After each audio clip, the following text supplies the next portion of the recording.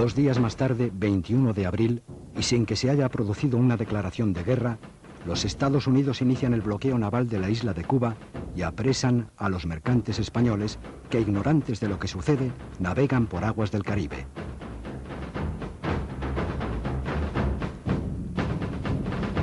En Madrid, el ministro de Marina reúne a la Junta de Almirantes el día 23.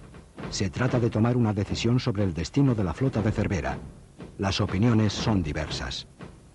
Pues hay almirantes que piensan que es mejor que la escuadra salga hacia las Antillas, hay almirantes que piensan que lo mejor es que la escuadra retroceda hasta las Canarias, y hay otros almirantes que piensan que quizás sería más conveniente que la escuadra estuviera más cerca de la costa peninsular para prevenirla de posibles acciones de la flota de los Estados Unidos cerca de nuestro litoral.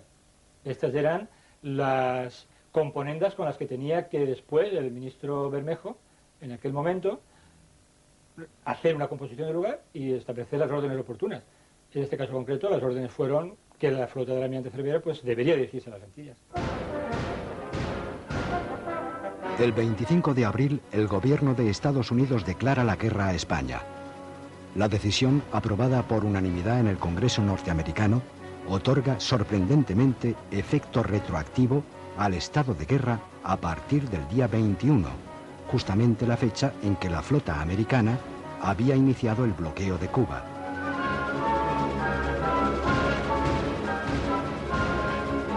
El fuerte clima antiespañol que se respira en la sociedad norteamericana es equiparable a la profunda hostilidad colectiva que en esos momentos existe en España hacia los Estados Unidos.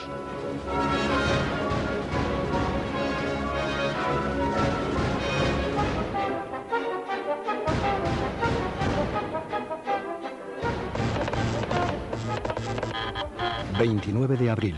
el almirante Cervera, cuya flota está ya en condiciones de zarpar de Cabo Verde, envía urgentemente su contraseña a Madrid. Salgo para el norte. 4 cruceros acorazados y 3 destructores ponen rumbo a las Antillas al mando de un muy escéptico Cervera, convencido de que navegan hacia la derrota. Desde luego, a gusto no va. Eso se ve clarísimamente, pero no va no porque sea un cobarde, porque la hoja de servicio suya no da lugar a duda, sino porque cree que es un sacrificio inútil, aunque está convencido, como otros, quizás hay otros más convencidos de él que él, como el capitán de navío Conca, que es el recurso del gobierno para que la escuadra se pierda. Ya saben ustedes aquella frase famosa de Romero Robledo: ¿por qué no sale la escuadra de Cervera? ¿Para qué están hechas las escuadras sino para perderla? Y sin embargo, los buques de la escuadra de Cervera no eran ni mucho menos unos navíos insuficientes o poco operativos. Todo lo contrario, eran modernos, rápidos y sumamente eficaces.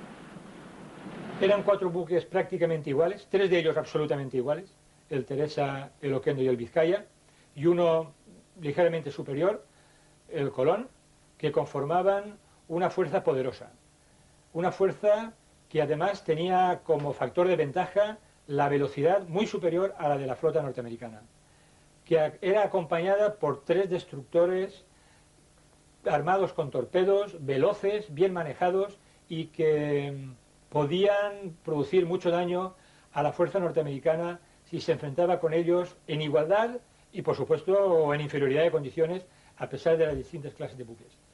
Los norteamericanos siempre tuvieron muy presente, que no deberían de buscar jamás el enfrentamiento con la escuadra del almirante Cervera, a menos que la superioridad fuera absoluta.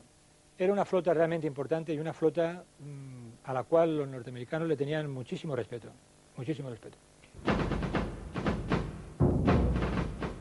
Los norteamericanos, por su parte, dividen su flota del Atlántico en 2. La escuadra más modesta se queda protegiendo las costas norteamericanas. La otra, la que se va a enfrentar a Cervera, está al mando del almirante Sampson y se divide a su vez en 2 flotas. Una que dirige el propio Sampson y la segunda conducida por el comodoro Skelly. Cada una de ellas estaba compuesta por un crucero acorazado, en unos casos el Brooklyn y en otro caso el New York, que eran además el buque insignia, eran los buques más veloces, y 2 acorazados, 2 poderosos acorazados, aparte de un número importante de cruceros auxiliares, de mercantes armados como cruceros, de torpederos, de buques menores. Cada una de estas escuadras, aun siendo importante, era absolutamente inferior a la escuadra que comportaba el almirante Cervera. De hecho, los almirantes norteamericanos reciben la orden taxativa de jamás presentar batalla a la escuadra del almirante Cervera, cada uno con independencia.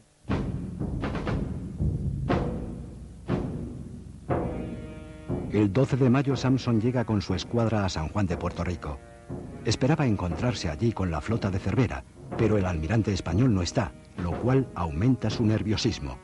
Sampson decide entonces, y sin previo aviso, bombardear la ciudad.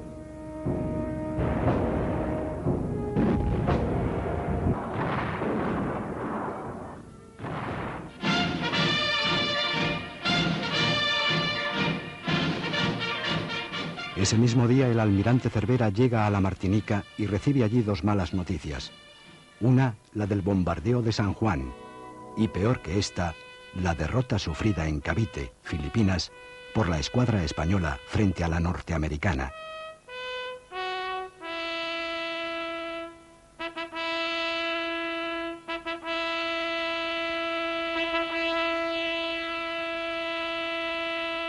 Por si fuera poco, Cervera pierde por avería uno de sus 3 destructores, el Terror, y no consigue tampoco el imprescindible suministro de carbón. En vista de eso, decide abandonar la Martinica para intentar carbonear en la isla de Curaçao.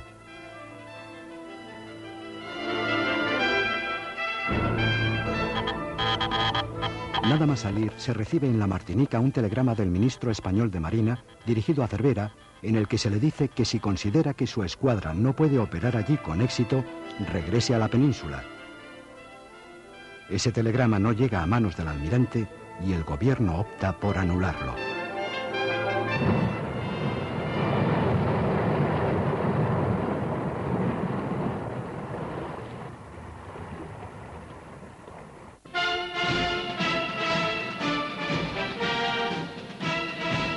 El 19 de mayo, la flota del almirante Cervera llega a Santiago de Cuba.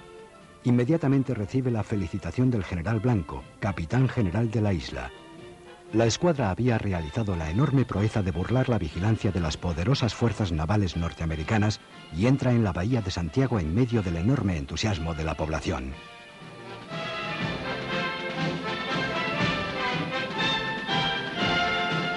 Cuando llegó Cervera a la bahía de Santiago de Cuba y entró, mi padre me contaba y mi abuela me ratificó que mi abuela lo llevó a la bahía donde se veían los barcos de Cervera y le dijo, ahí está el orgullo de España, han mandado la marina nuestra para pelear.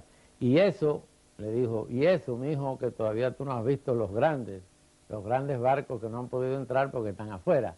El almirante entra en Santiago de Cuba, siendo recibido de forma vibrante por la población, por el ejército, por el general, tanto el general Linares que manda la plaza como por el general Blanco que está en La Habana, el gobierno le felicita.